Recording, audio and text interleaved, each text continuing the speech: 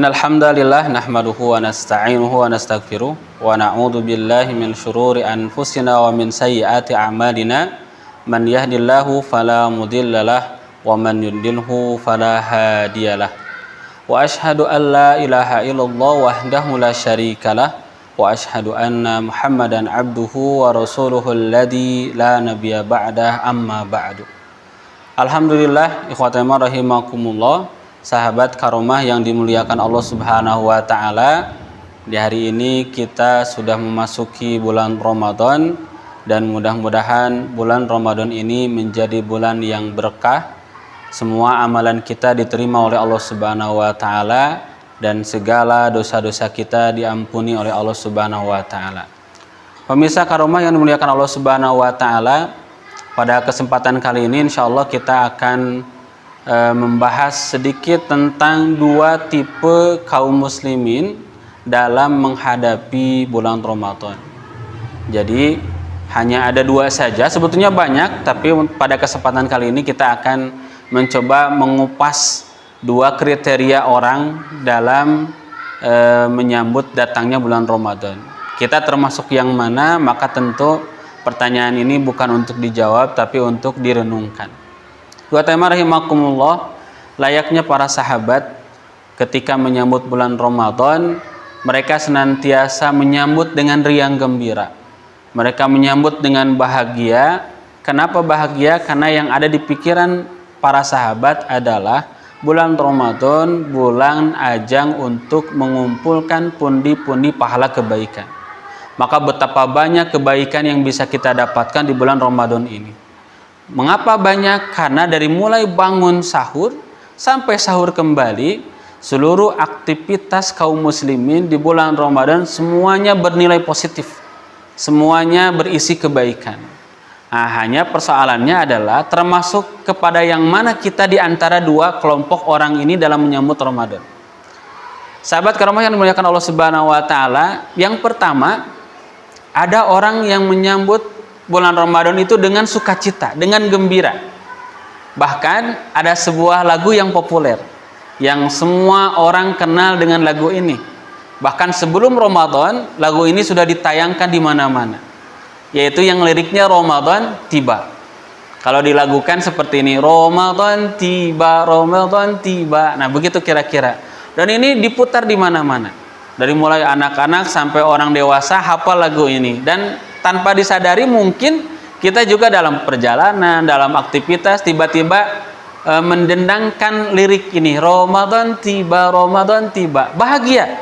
Saking bahagianya menjadi sebuah lirik lagu, kemudian kalimatnya disampaikan di mana-mana dan menjadi peringatan bagi setiap kaum muslimin yang ada dimanapun berada.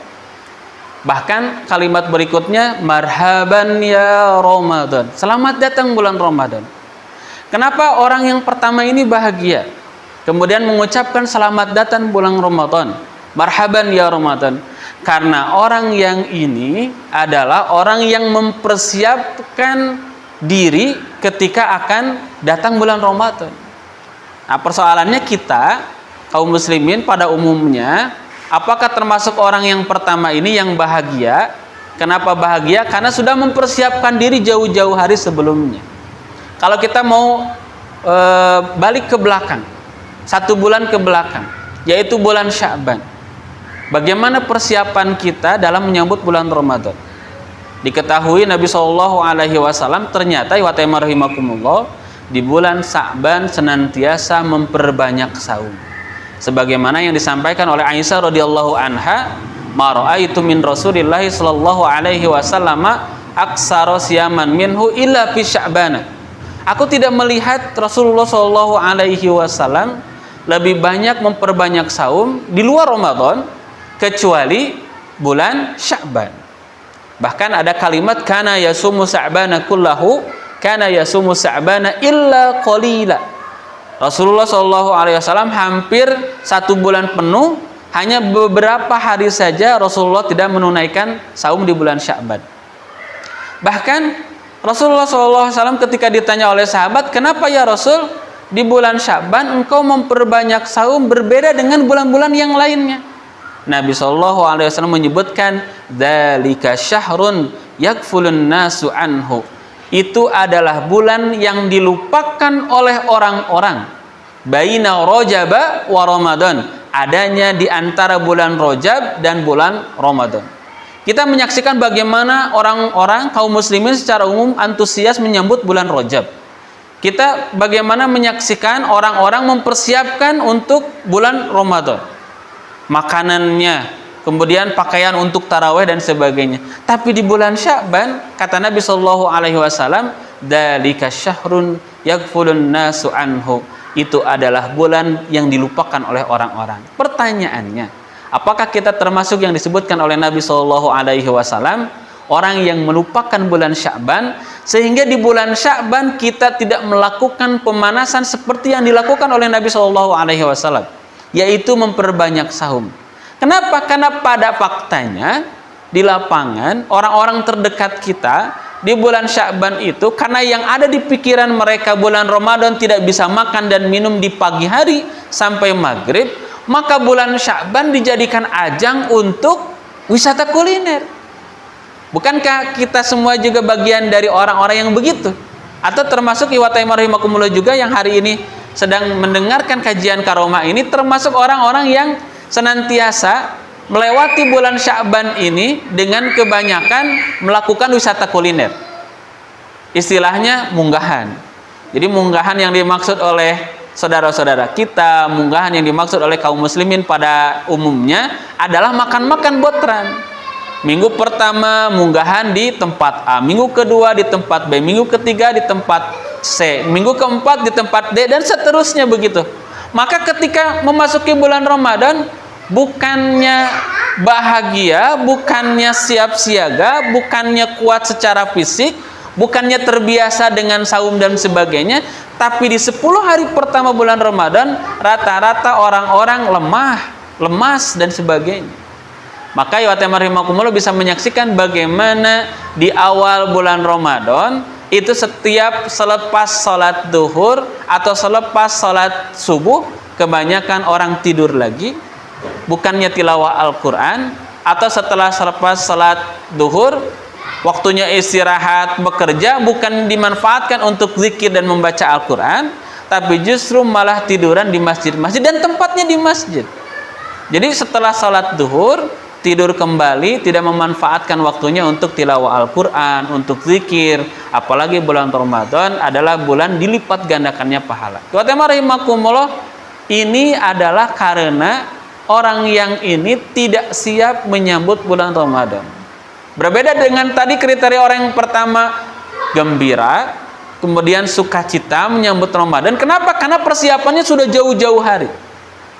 Bukan hanya bulan Sya'ban saja, tapi bulan-bulan sebelumnya orang ini, kriteria orang yang gembira menghadapi bulan Ramadan ini adalah orang yang sudah terbiasa saum di bulan-bulan selain Ramadan. Jadi ada Ramadan atau tidak ada Ramadan, bagi orang yang pertama ini saum tetap dilaksanakan. Ada Senin Kamisnya, ada Ayamul Bidnya, ada juga yang sampai pada tahapan saum Daud, yaitu saum selang 1 hari. 1 hari saum, 1 hari tidak. Maka ketika memasuki bulan Ramadan, semangatnya sudah terjaga, fisiknya sudah terbiasa, maka tentu yang ada dalam pikiran orang ini, kelompok yang pertama ini adalah bagaimana mengumpulkan pundi-pundi pahala yang banyak di bulan Ramadan. Makanya dia bahagia menyambut Ramadan, yaitu dengan kalimat Ramadan tiba, Ramadan tiba. Marhaban ya Ramadan. Selamat datang bulan Ramadan. Silahkan datang, kami sudah siap. Kami sudah terbiasa saum, kami sudah terbiasa salat malam, kami sudah terbiasa baca Al-Quran, sehingga ketika memasuki bulan Ramadan kami tinggal mengoptimalkan kemampuan atau kebiasaan yang sudah dilakukan di bulan-bulan sebelum Ramadan. Tapi rahimakumullah, ada tipe orang yang kedua, yaitu orang-orang yang tidak terbiasa, yang tidak terbiasa saum, yang tidak terbiasa tilawah Al-Quran, yang tidak terbiasa tadarusan, yang tidak terbiasa sholat malam. Maka ketika datang bulan Ramadan, tidak seperti kelompok yang pertama yang menyambut dengan kalimat Ramadan tiba, Ramadan tiba. Tapi orang yang kedua ini justru kaget. Kenapa kaget? Kalau tadi kelompok yang pertama mengatakan Ramadan tiba, ini kaget, tiba-tiba Ramadan, tiba-tiba Ramadan. Kenapa tiba-tiba Ramadan? Karena orang ini tidak mempersiapkan diri sebelumnya.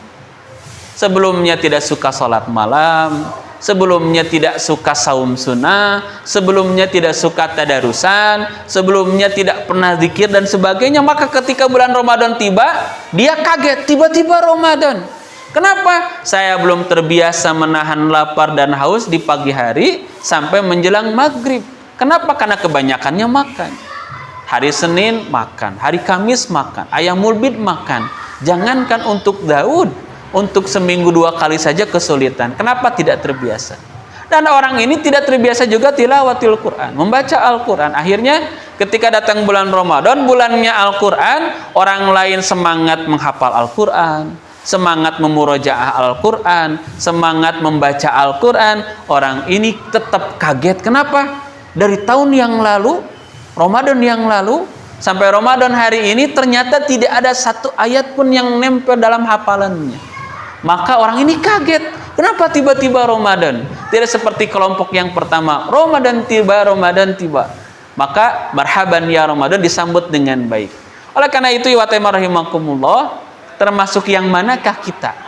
Kelompok yang satu bahagia, sukacita menyambut bulan Ramadan dengan menggunakan kalimat atau dengan kalimat Ramadan tiba, marhaban ya Ramadan. Atau kelompok yang kedua yang tidak terbiasa beribadah, tiba-tiba Ramadan datang, hafalan Al-Qur'annya tidak bertambah, kualitas bacaannya tidak bertambah, kemudian zikirnya juga tidak bertambah, salat malamnya juga begitu-begitu saja, tidak pernah dilaksanakan.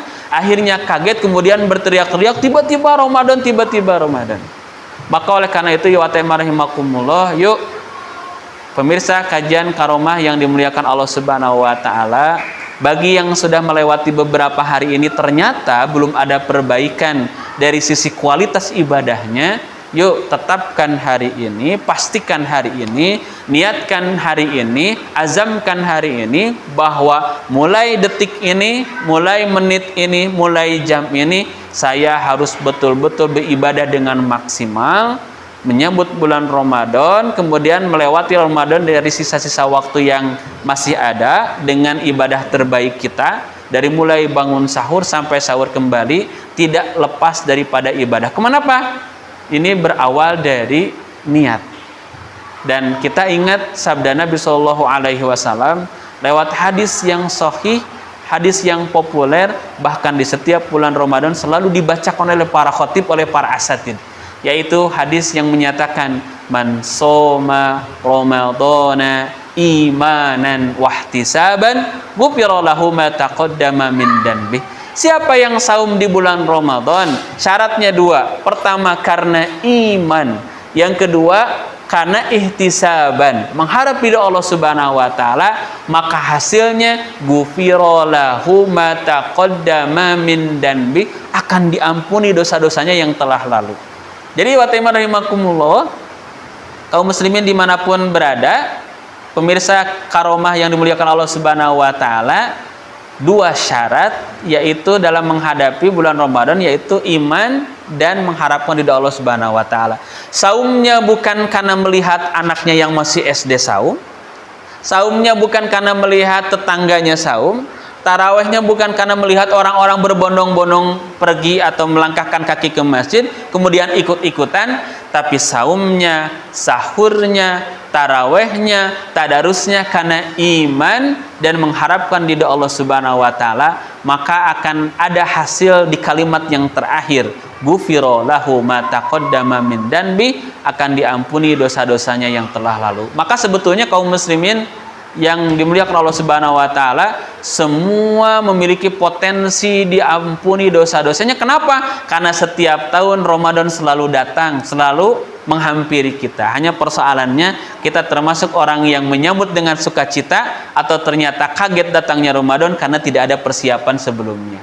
Oleh karena itu, ya rahimakumullah, yuk kita ingat kembali hadis-hadis Nabi, Shallallahu Alaihi Wasallam. Baca kembali, kita pelajari, kita tafakuri, kita renungkan. Kenapa Nabi SAW bersabda ini? Kenapa Nabi SAW bersabda itu? Tiada lain untuk mengingatkan kita semua. Dan ternyata hadis yang tadi dibacakan, man shoma ramadhana imanan wahtisaban ghufira lahu ma taqaddama min dhanbi, bukan hanya kalimat man shoma saja.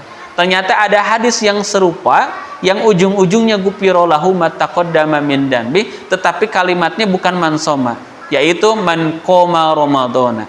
Ada juga satu lagi man qoma lailatul qadri. Sama-sama ketiganya menggunakan kalimat imanan wahtisaban ghufira lahu ma taqaddama min dhanbi. Karena iman dan mengharapkan ridha Allah Subhanahu wa taala, maka hasilnya akan diampuni dosa-dosa kita yang telah lalu.